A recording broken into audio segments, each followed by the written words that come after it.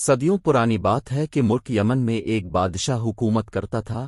وہ بہت انصاف پسند اور رحمدل تھا۔ ملک میں ہر طرف امن و امان تھا۔ ایک دن اسے بیٹھے بٹھائے خیال آیا کہ ریا کی خبر لینی چاہیے، پس اس نے اعلان کروایا کہ بادشاہ کو کوئی ایسی کہانی سنائے جو اس نے کبھی نہ سنی ہو۔ جو ایسی کہانی سنائے گا اسے سونے کا ہاتھی الف نام میں دیا جائے گا۔ ملک میں اعلان ہوتے ہی لوگ جوک در جوک بادشاہ کو کہانی سنانے کی غرض سے آنے لگے۔ وہ بڑی مزے کی کہانیاں سناتے۔ بادشاہ سلامت کہتے، میں نے یہ کہانی پہلے سنی ہوئی ہے۔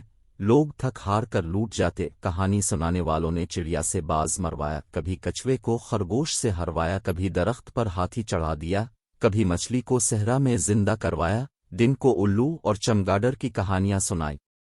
لیکن بادشاہ سلامت ہر ایک کو کہتے، میں نے یہ کہانی سنی ہوئی ہے۔ آہستہ آہستہ لوگ کم ہونے لگے۔ یمن کے ایک گاؤں میں ارسلان نامی نوجوان رہتا تھا۔ اس نے تمام باتیں سنیں اور ایک نئی کہانی لے کر بادشاہ کے درمیان میں پہنچ گیا۔ ہاں بھائی جوان، آپ کیا کوئی نئی کہانی لے کر آئے ہو؟ بادشاہ نے پوچھا۔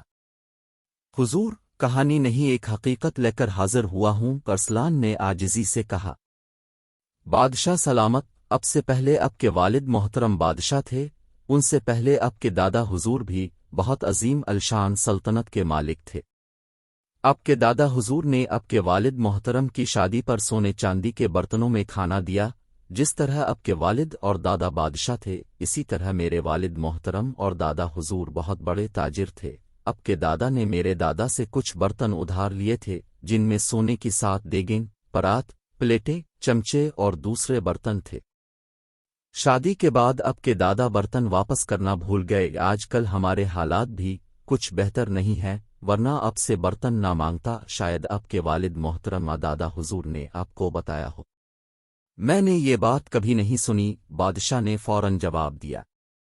اچھی بات ہے بادشاہ سلامت، اب پھر سونے کا ہاتھی مجھے دے دیں۔ بادشاہ ارسلان کی عقلمندی پر بہت خوش ہوا۔ اگر کہتا کہ بات سنی ہوئی ہے تو اسے اتنے سونے کے برتن دینا پڑتے۔ اس نے جلدی سے کہہ دیا، یہ بات میں نے نہیں سنی۔